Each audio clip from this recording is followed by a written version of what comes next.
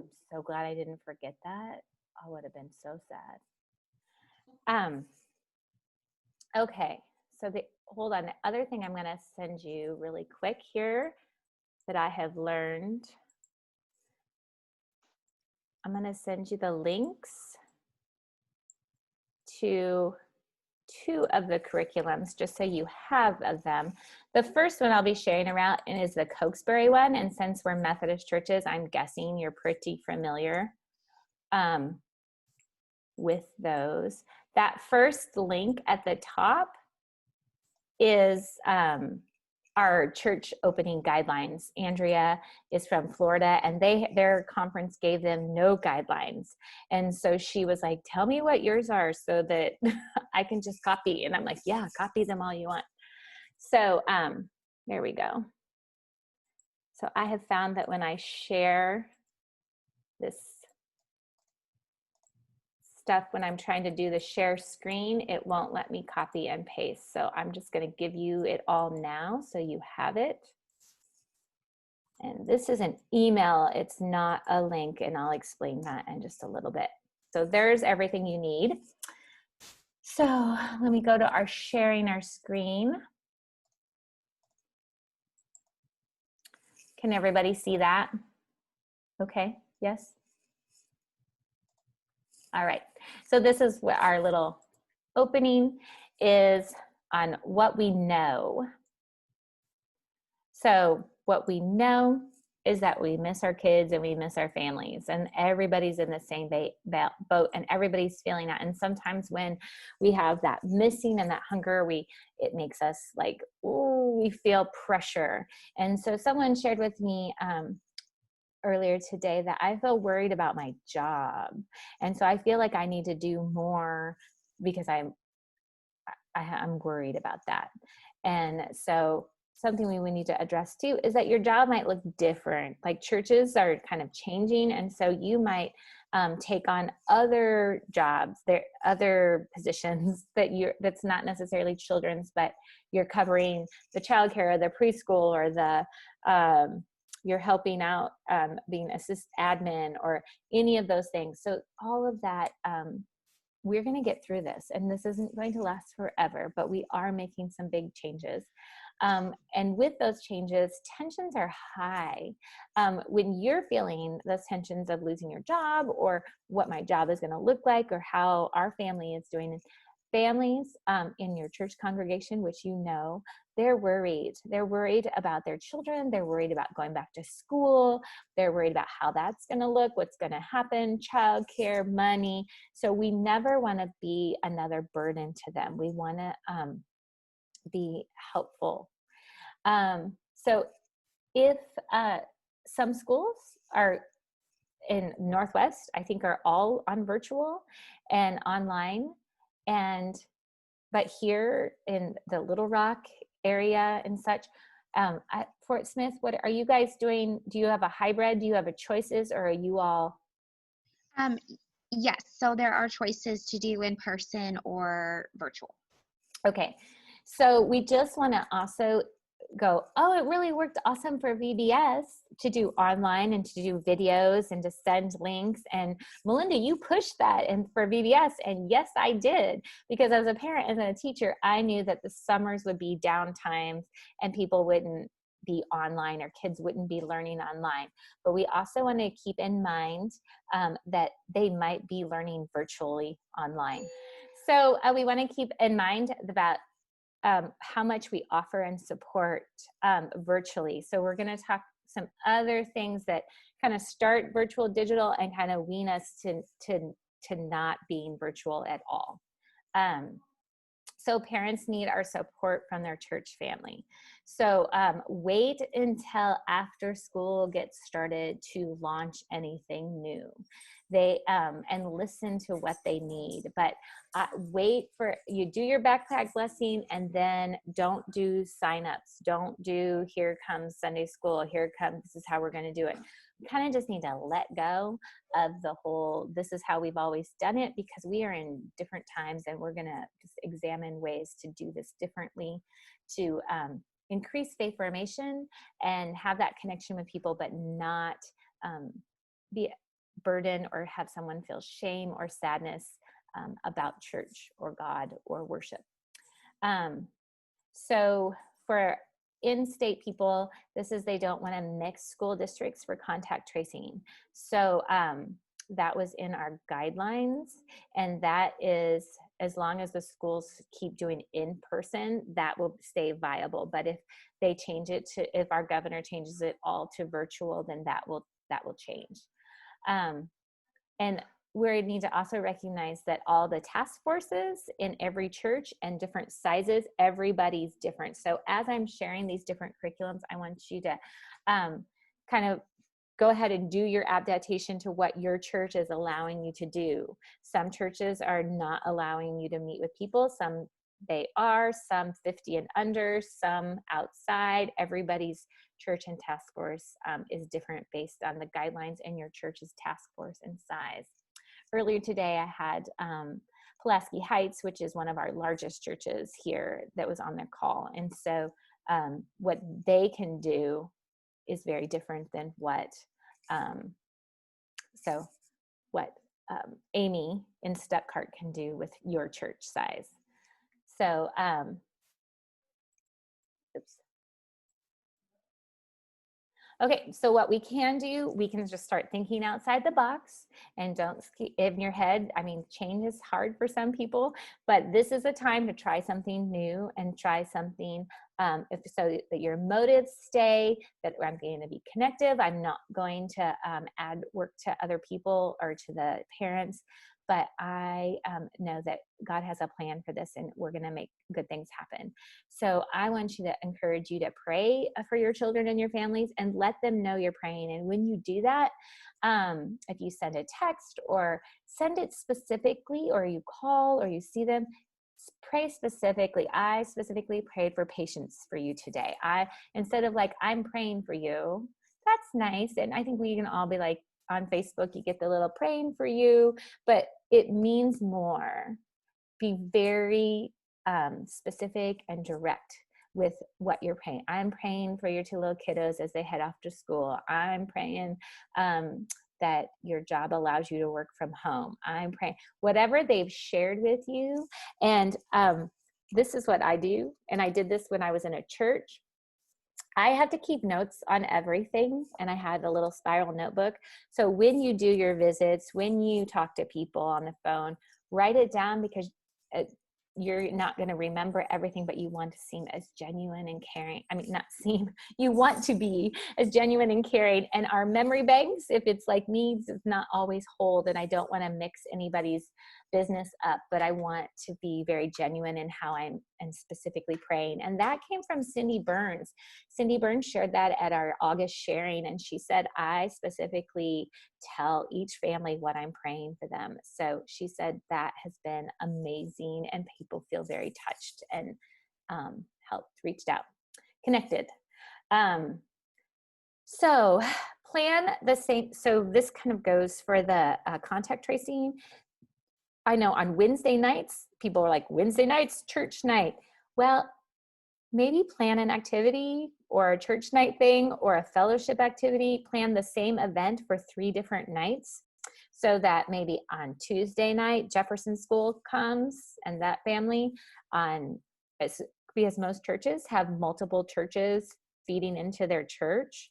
So you're used to, Wednesday night, we all do that. Well, that makes a bunch of schools come together for contact tracing. So if you do an hour something on Tuesday night for this school, an hour some event on Wednesday night, and an hour for Thursday, that immediately cuts your numbers down, and it keeps your schools separated to help with their contact tracing when they're in school. I mean, if they're doing a traditional or hybrid in-person school situation.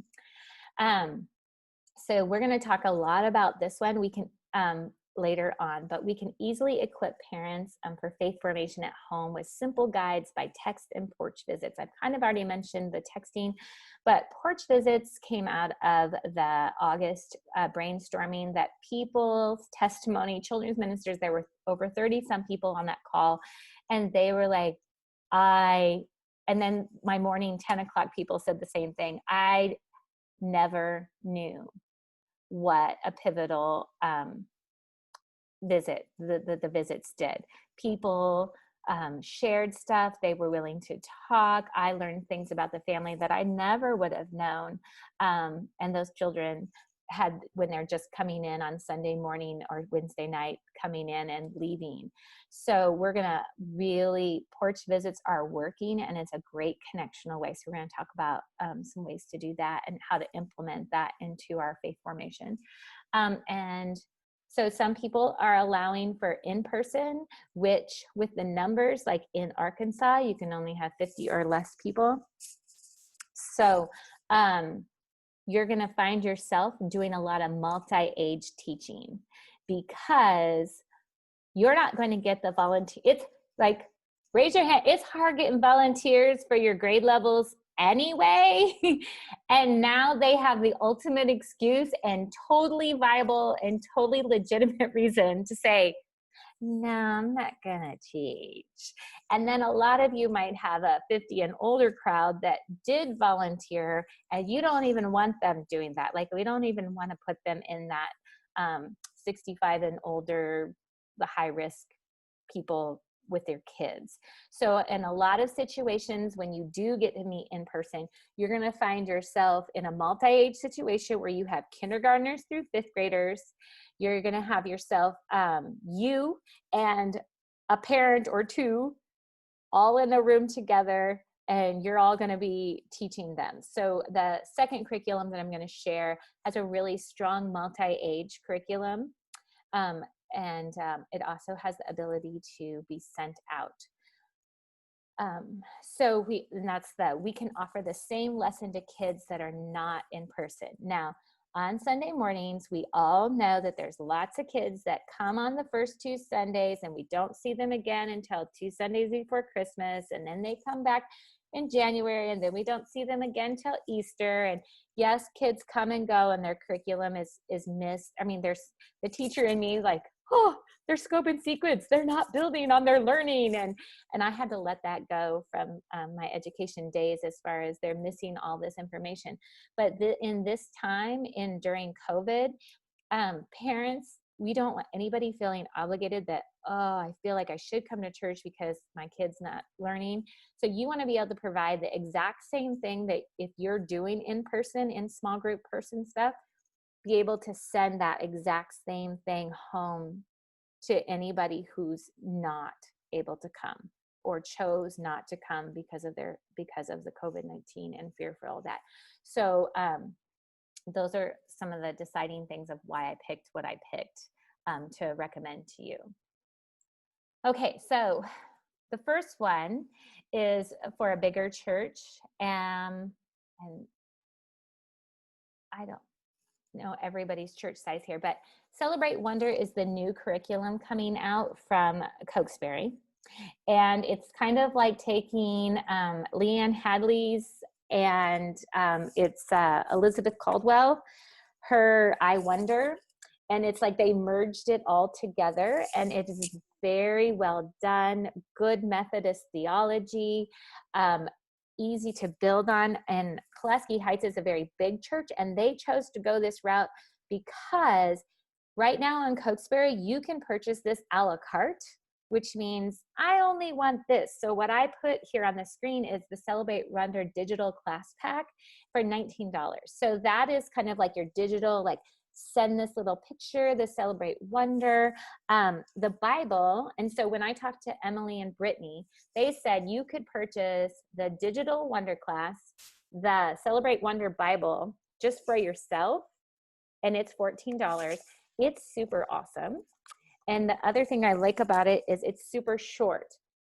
So what they recommend you doing is purchasing the teacher's guide, which is another $14 for yourself. And then to do so that you get that porch visit or you get that church pickup, they have the little booklets with monthly booklets, guides in it. So if you like to have those little worksheets or things that kids like to do, you can have that, and they come in sets, and those would be your porch drop-offs or your pickup items to connect the church to that. With this, they recommend that you, the children's minister, do a quick little 3-minute reading of the scripture.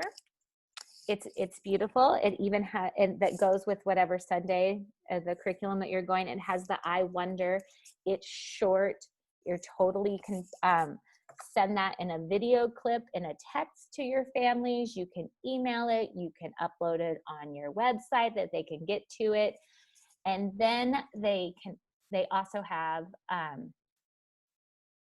the Amplify Media. Now, these are their old Bible story cartoons, but they will have all of Celebrate Wonder on there. So if your church owns the Amplify Media membership, and you can do a trial one, you can also send those little links to the parents, because any smart TV, any iPad, parents can, so like Lincoln, you're like, we're driving to so-and-so, going to pick up our groceries. Here, Lincoln, why don't you watch Abraham and Sarah for 3? So it's just a nice little video for him to watch. I'm just using Lincoln because I like to have examples. So not that Maggie, don't feel pressure to do that, but so this is a little more, this is as digital heavy of examples that I'm going to give you today. But it's super easy. And the other awesome part of this one is that this is going to be Pulaski Heights curriculum for always, or for coming, like they're hoping that spring semester they get to be in person.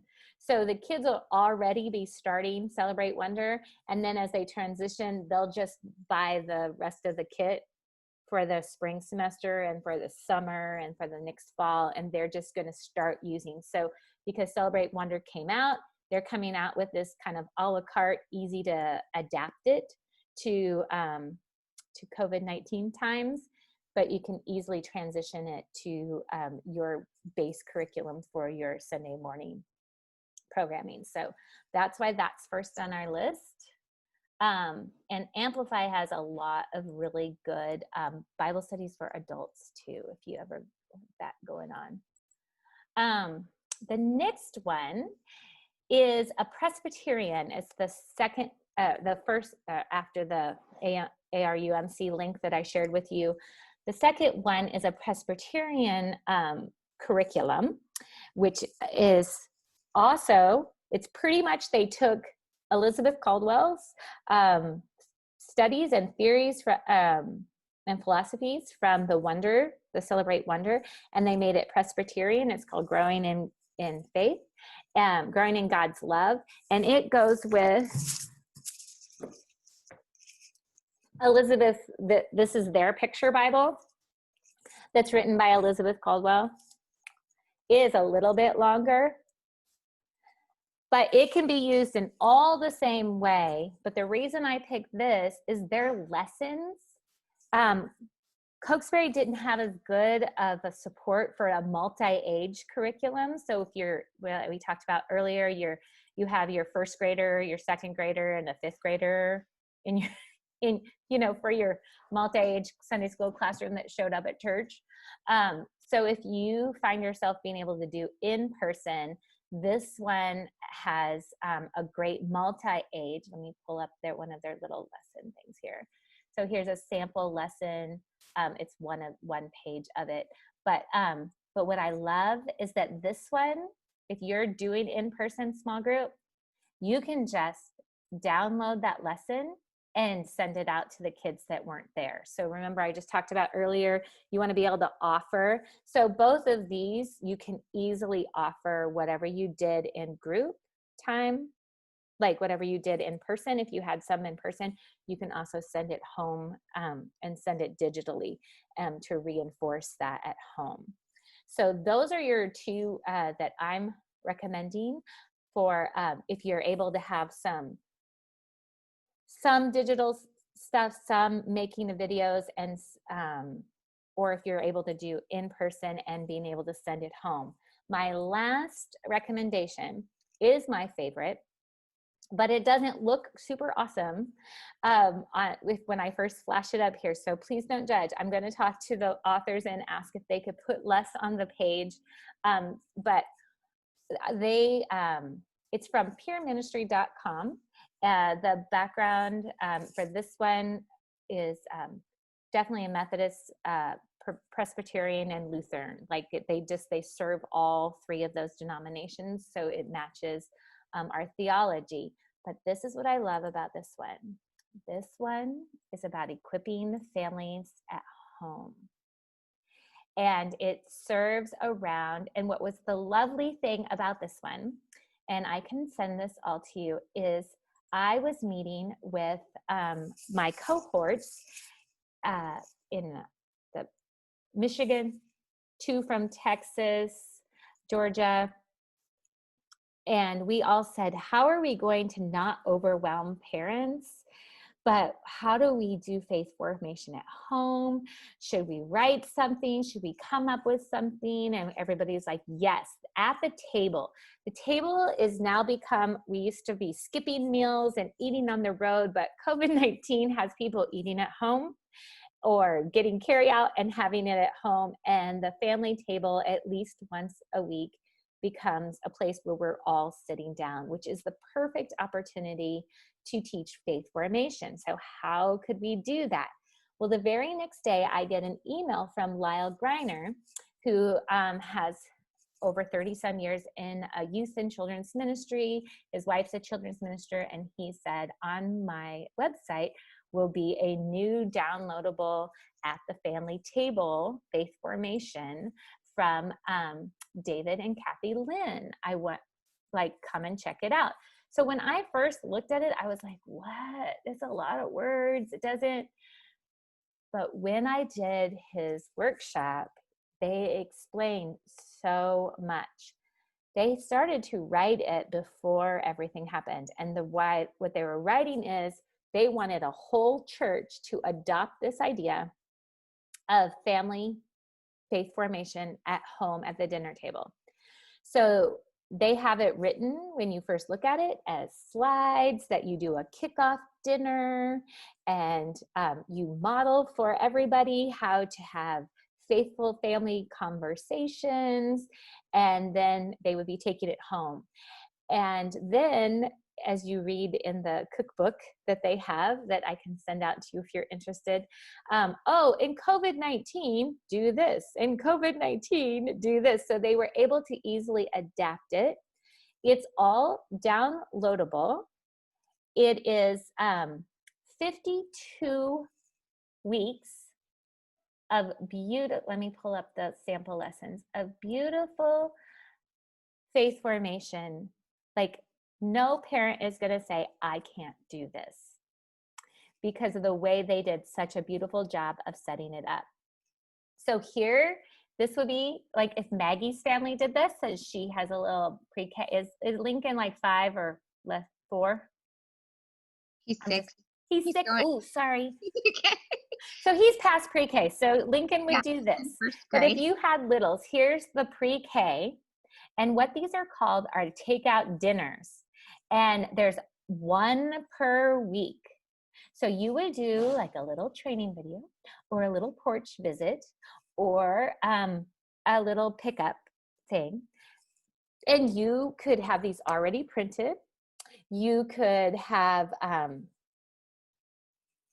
the little kickoff video in your children's message for each Sunday of what we're doing and why you're doing.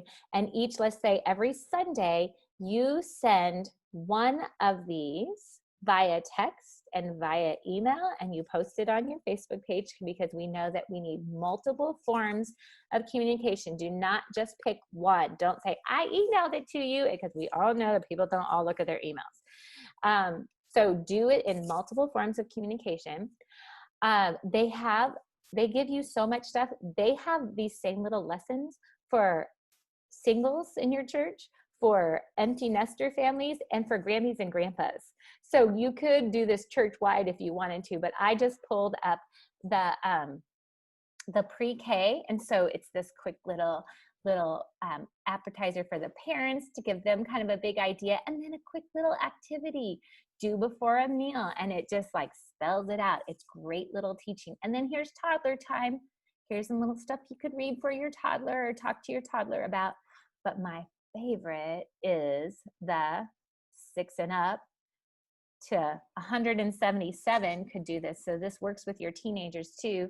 A nice little scripture verse. If you want to be an overachiever parent, and you could do that in one of your training, get your Bible out and have your kids look this up. But if you just want to do it real quick, read it right here. And this is what I love. There's 5 of them. Do you notice what's missing? There's no question marks. When there's questions being asked, people start to get nervous, and I'm going to ask the wrong question, or my kid's going to ask the wrong question and I'm not going to be able to answer it. And so many parents have fear of the Bible and fear of saying the wrong thing or fear of misunderstanding. But the way Dan and his wife wrote this, it's finish the sentence. There's no wrong answer. Finish what you think. And I love that they did that, because it takes away that fear of having faith formation moments with your children. So if you look at it, it's kind of, these are supposed to be like little napkins. And then they have a fun little tongue twister little thing to do. And so there's one for every week. Now let's just go back really quick here. Here's where we can do these porch visits and video, quick little Facebook announcements or children's messages for your online service can happen. They have these takeout sacks, and that is kind of like a little activity. So when if you to buy it, you would download it, and you could do a little brown paper bag, lunch bag, and have every little bit that you need for that craft. And that is your one thing that you have them come and pick up that month or drop off. So I would only do one of those pickup drop-offs, porch visits once a month. That's all you'll have time for. But that's not overwhelming. And that gives you the connection with the parents. There's also, and the kids. And down here, there's practice stacks. There's the paper plate prayer. There's a napkin prayer. Those little prayers and those little things you can teach during a children's message or a quick little video, or with the parents come to your parent pickup, have all that laid out on the table. And obviously you would have your face mask on and they would have their face mask on. And you could take that moment and be, let me teach you how to do the napkin prayer. So when I send it to you or your family does it at the dinner table, you'll know exactly how to do it. So that is a quick little way to connect with those families. But most importantly, the porch visits. We've had so many people say how it's touched them. So if you were to take that little bag or a little cookbook that you printed all of the 52 lessons out, or if I were you, I would only send 10 at a time, because I want another reason to come back and visit you or to drop off or have you come and pick it up. But those are your times. Those are your times to be connectional. Those are your times to teach a quick faith formation, share a Bible, share this is how you do a blessing, this is how you do a prayer, and you send that with the kids. And then you might have your little chair and you might sit out there on their front porch and just listen. And they're going to share things with you, and they're going to feel heard and loved and cared for by their church. And you've just easily equipped them to be parents who cultivate faith formation at home. Because studies have shown that the kids learn their faith. We can tell Bible stories up one side, down the other, but when the parents engage in this, in faith formation, it is the most valuable thing. And it's the children say, this is what our family believes. This is what my mom and dad feel. I'm feeling connected and loved by them it's just tenfold the experience that you give, which is why I'm leaning heavily on, I'm just really in love with what they did. And everything is done so simply and so easily. They can be screenshot, they can be PDFs. And so if you go to their link, you get all, so I screenshot this, but he sent this to me. So you would get to this, like this, and then you click on these and you download. So if you're interested in this, I can share with you the Chef the Leader's Guide, and you will see what I'm talking about. You won't get any of anything else with that, but it kind of gives you how you get your creative juices going. And then it's the good cooking. Here are the, you just download that one, and that's your 52 like elementary to high school big kid. That's this one, and you get, and then you go down to the other half somewhere here, the little ones table, and you can download if you have pre-K kids. So one thing that might be easy or hard to do, it depends how big your church is and how you want to do this. You might want to send, you, if you have, if you do, what I want to say, GroupMe, or what's the other email? Well, the text messaging one. But you could put your kids in each group on the text messaging, the parents who have the 3-year-olds. And so some parents, if you have a 3-year-old and a 7-year-old, if you're like Maggie, you would probably get, if you sent the text, you would get, Maggie would get one for little sister and then one for Lincoln in her text. So you'll have to decide how you want to get those out to people. But the other thing that they give, so you get those 52 weeks, you're just asking parents, you want to teach them how to do once a week, that you're doing this at the kitchen, at the family table, but they also have blessing of the backpack, Thanksgiving, Easter, Father's Day. This is the little extra crafty things that you could do once a month or every other month. Grandparents' Day, Christmas activities, Mother's Day, and Advent and Lent are in there for downloading. So, and then the table activities, that is for, when you're, you could teach it online, but that's for like if you get to have them back in the church and can teach a whole group, like these table activities. But they give you so much. But if you I just felt it was so useful and could do it. And Christy, now that you're not on working, can you share your fabulous idea of how, if you use this, what you would use it with your older members of your church and your younger kids? Okay, I think am I muted? Yeah, no, I'm you're there. good. I was just trying to come up with some different ideas at our church. We have a big gap, excuse me, kind of generation gap. We have a lot of kids and a lot of parents with kids. And we have some sort of a gap, I guess you could say, of empty nesters or whatever, teenage parents that think, oh, well, their kids are grown and out of the children's ministry, so now, they're kind of backing out, not as involved. And then we have the generation of my mom that's a grandmother. She's been there, done that, but now she kind of wants to stay active still. Well, this has really created a snowball because a lot of that generation are lonely. And during our SOS program, one of the adventures we had the kids do was Happy Mail to our senior saints that we call them. And they were so happy to get that.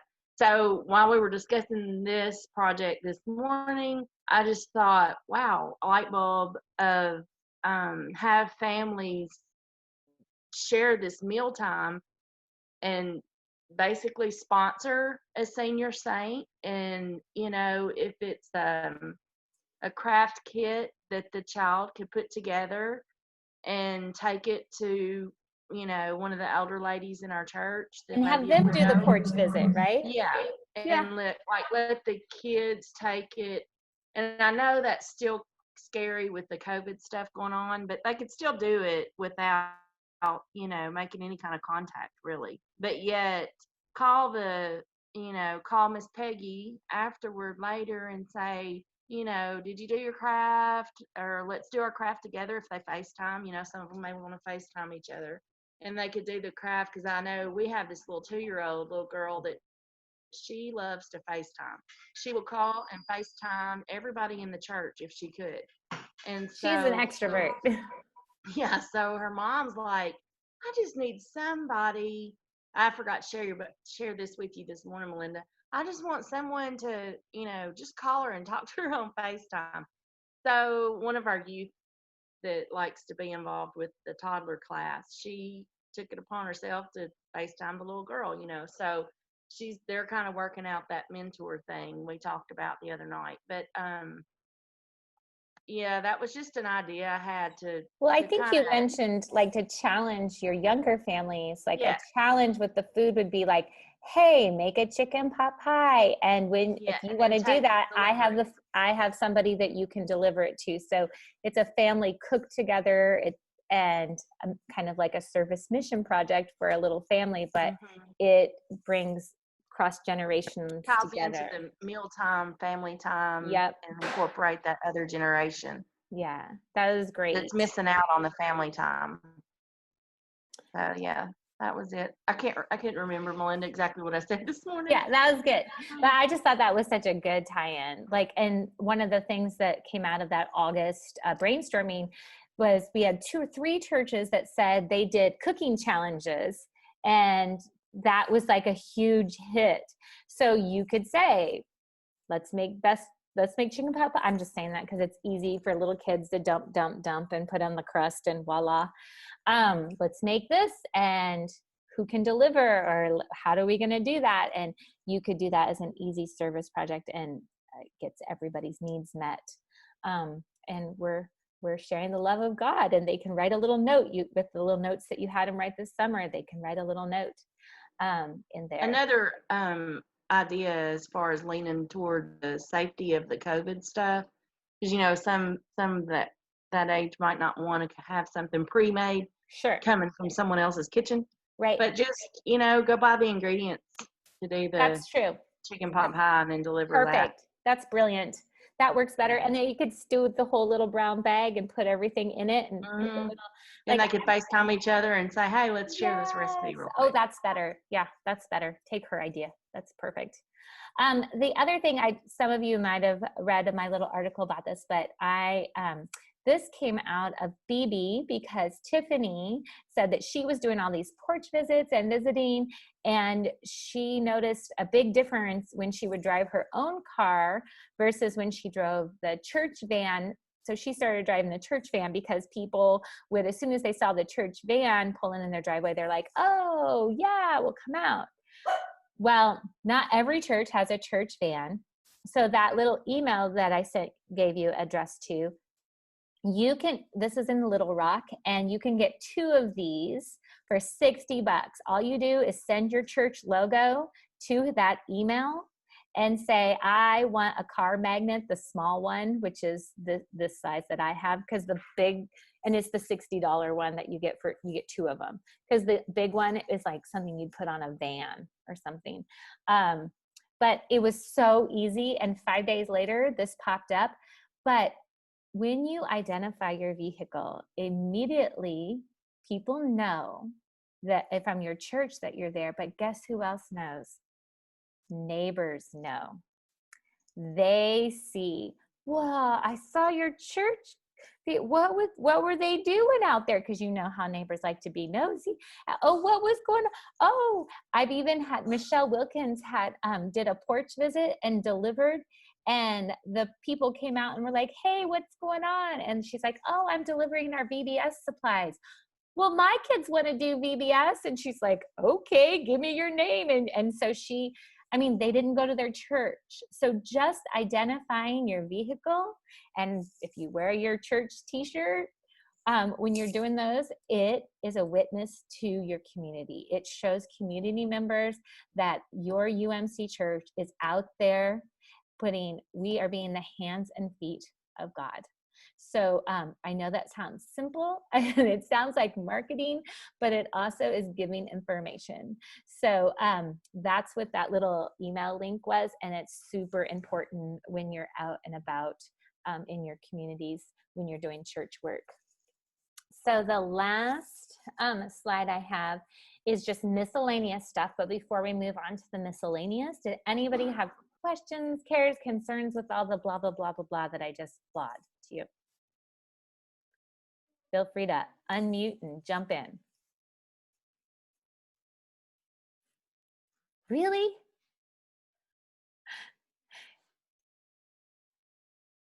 Okay, but you guys are just super easy group. Like, okay.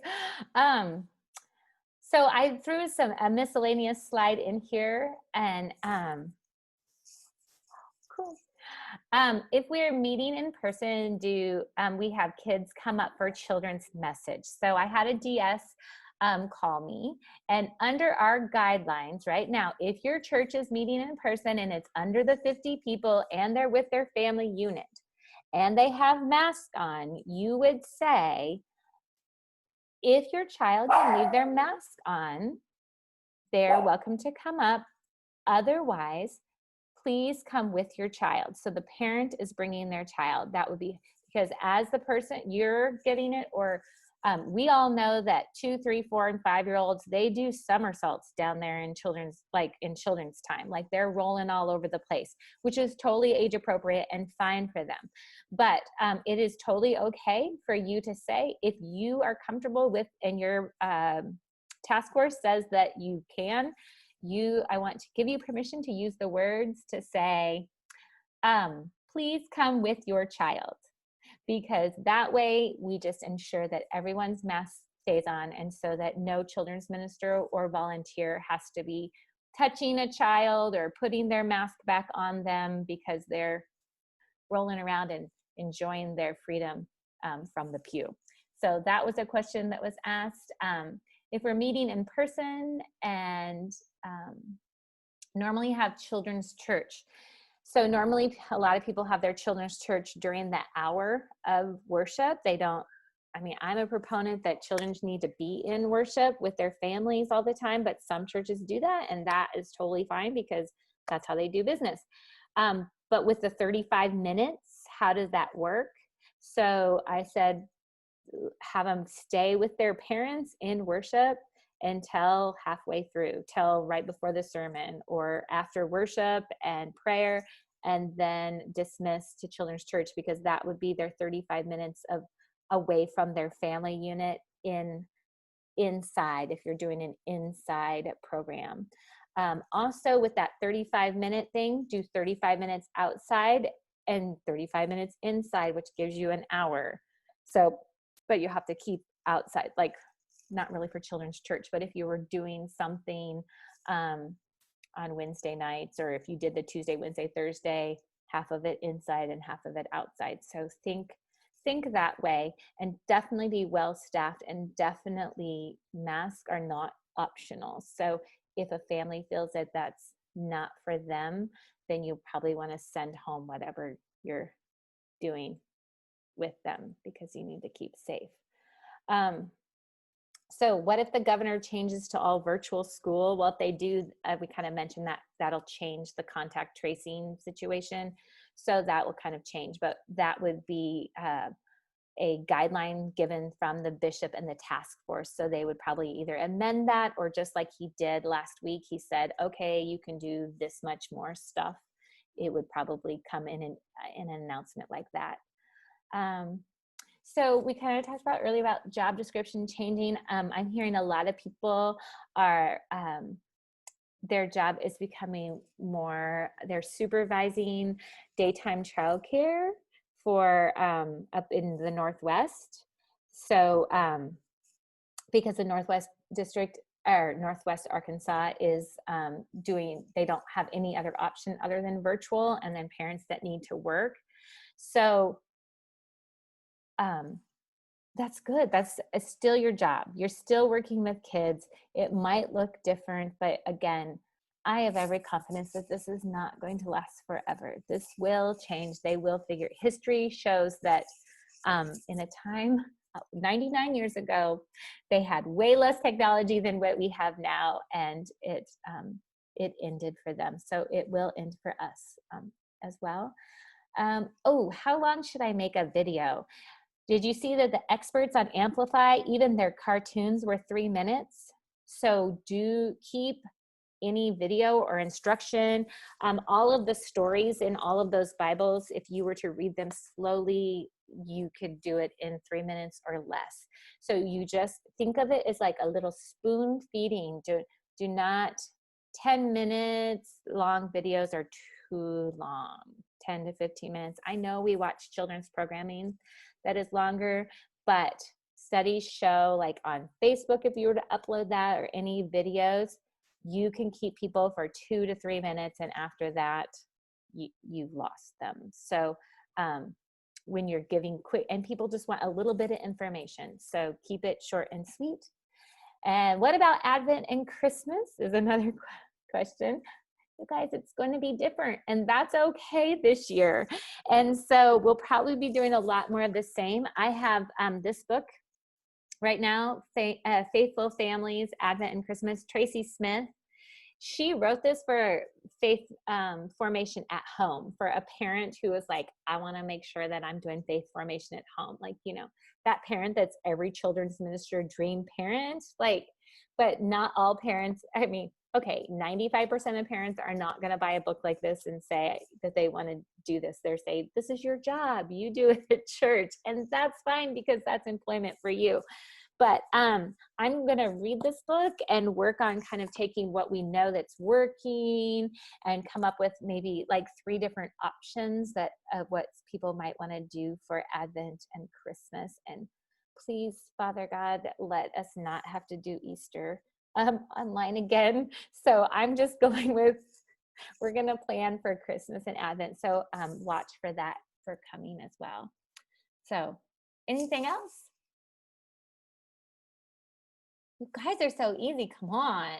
Do you have any fabulous stuff that you want to share? Anything that's like really working for you that we didn't cover? Just thank you for keeping the really great resources coming. It's just been really good to have those options, and, you know, easy, practical go-to when we're all pretty much saturated with just how do we do this and what's a different way. And so thank you for just really easy, practical resources. Thanks. Well, I hope using my teacher brain and then being a curator of like, this would work, this won't work, I've seen this, and knowing, because I feel like majority of this is not my ideas. I'm just able to see other people's fabulous stuff, and I'm like, I've got people that could use this. So thank you, and I enjoy that part of my job. And I mean, it was super easy, but like the weekly, you know, week 1, week 2, week 3, just those one-shot deals were like great to just pass those on to our families. And I added some, you know, scripture and a little note to each one. And, you know, and it's those things, y'all, sometimes you don't know if it's really going to matter or not, if you can't get to everybody's porch that week. But exactly, a number of families have responded that it was really, really thoughtful. So good. That was really, that's just an example. So thank you. That idea came from Vibrant Ministries. I saw John, I can't say his last name, but he said the best way to teach quick faith formation to parents was on social media. And that's where I got the idea. I mean, all of those little sayings and the weekly blurbs and encouragement, those were my ideas, but it was his idea to put it one sentence. And so as they're scrolling their Facebook or their Instagram, you're just kind of spoon feeding oh yeah. I mean, they're getting a whole bunch of yucky stuff out there. So why not fill up their Facebook streams with some good stuff that is positive and reminds them? Because so often you know this stuff, but you're just like worried about, as a parent, getting groceries and doing laundry and getting your work done, and you're not, like, faith formation is not on your right in front of your face. And if you have some downtime, you do. I look at Facebook, I'm like, woo-hoo, going through. And so why not get some good ideas? So that's where that idea came from. And I didn't do one last week because I went to see my family, and I was driving up to Iowa on Friday, and I was like, oh my gosh, I didn't do the last Fridays, like, but nobody said anything. So I'm like, well, maybe they're not using them anymore. So thank you, Donna. So now I'm like, I will make one for this I filled in for you this past week, girl. It's all good, but you keep them going, okay? All right. Thank you. I sure will. I appreciate that. So Amy, you had called me a couple of weeks ago or emailed and said, family faith formation is just so important to me. Did I hit it? Is that what you wanted, or can I get you something else? Or no, I think the last one is intriguing.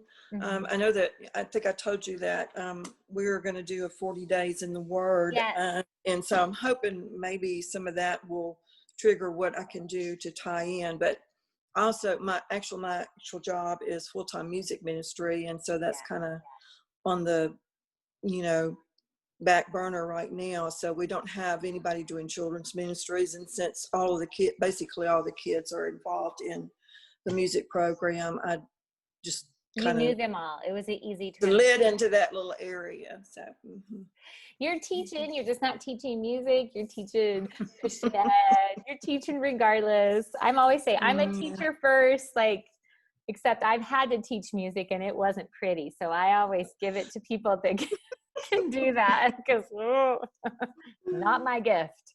But I appreciate those that can. Well, it's been fun to go around and see everybody. And since, this was really just a start for me with all of this. So. Yeah. What about Highland Valley's sacred space? When Crystal, did you watch her video about, because you weren't at Beyond, so you don't know about Leanne's making like a little sacred, but I don't know if you saw on our last newsletter, Crystal did a whole little video about setting up a sacred space in your house by lighting a candle and setting out your Bible and letting the kids do that, so that there was that kind of a sacred time to online worship. I thought that was a really good idea that she had implemented, and their whole church did it. Like, it wasn't just for the kids, it was for the grown-ups too. And so their pastors would talk about it during the online worship. Was your family sacred space set up? So I thought that was really cool too. And that's beautiful faith formation at home.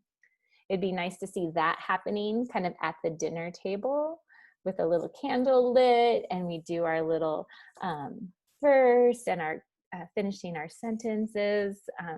Anyway, but I think parents, and that's something to push to parents, is it might feel weird the first couple times you do it, but just like any of your teachers learn, that once you do it, it's easier. And the information that comes back to you, hearing the kids' thoughts on things, it just feeds your soul. Like, as a parent, I didn't know that. I didn't know that about them. Oh my goodness, look where they're thinking, and it shows you where their development is. And you'll learn things that you didn't even know. And so I think it's a valuable tool, that family time at the table conversation. So, all right. So if any other questions, I'll close in a blessing, and you women can go do amazing things at your churches. I'm going to put in, I think everybody has, but not Donna. Here is my cell phone. Put it in your phone. 55. Because it's 515. And put it in your phone and text me if you have a question, a clarification, you want to run something by. So I don't know if you get this, but I'm pretty direct. So if I'm like, that's an awesome idea, or maybe, I'll tell you. So your apportionment dollars pay for me to be this for you. So I want you to have my number saved, and you can reach out to me in a text or a phone call or a FaceTime, whatever it helps you do, be the hands and feet in your church of Christ. Okay, anything else? I'm going to give you a blessing. Father God, bless these amazing, strong women and their leadership. Give them creativity and patience, and bless their time and their abilities to be fruitful for your children and in your church. Lord, bless you and keep you. May His face shine upon you and give you peace. Amen, beautiful friends. Call me. Bye. Thank you, ladies. Nice to meet you all. Nice to meet you, Donna.